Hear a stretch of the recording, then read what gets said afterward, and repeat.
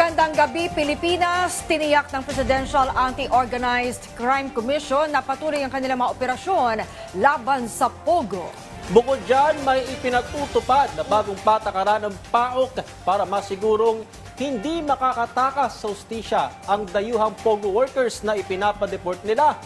Yan ang ulat ni Noel Talakay.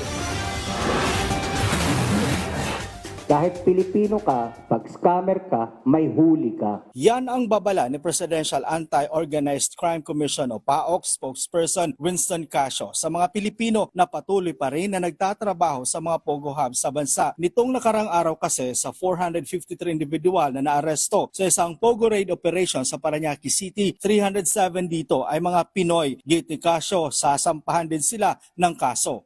For Filipinos as well, if they keep on working in the scam hubs, Pogo hubs, we will also implead them. We will file charges against them.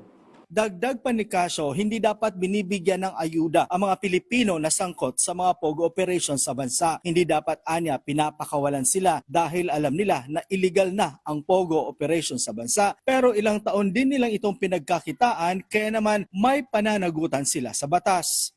Na hindi pwede porque Pilipino ka, papakawalan ka, bibigyan ka ng ayuda. Scammer ka eh. You knowingly and willingly work in a scam hub. Months, years, kumita ka.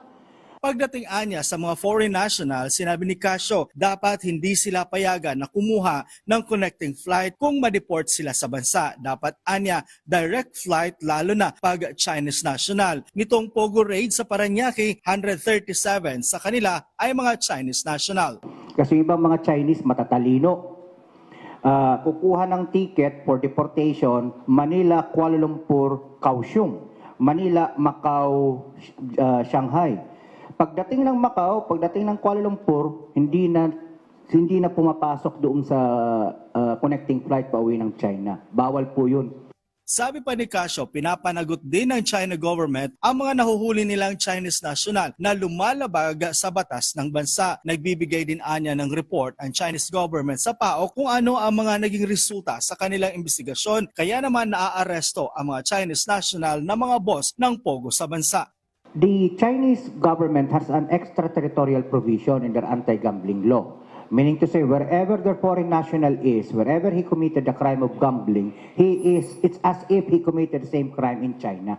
Giit pa ni Casio, manliban sa deportation, naka-blacklist na rin ang mga foreign national na sangkot sa Pogo operation sa bansa. Kabilang sa mga naarestong foreign national sa Parañaque ay ang 3 Vietnamese, 2 Malaysian, 2 Thailander, 1 Indonesian at 1 Taiwanese. Ang kanilang bagong hakbang ay ipinagbigay alam na rin sa Bureau of Immigration. Tiniyak naman ni Casio na susupilin nila ang Pogo operation sa bansa bago matapos ang taon bilang utos na rin ni Pangulong Ferdinand Marcos Jr. Matatandaan noong 2024, ipinag-utos din ni Pangulong Marcos Jr. ang total ban ng Pogo sa bansa. Noel Talakay para sa Pambansang TV sa Bagong Pilipinas.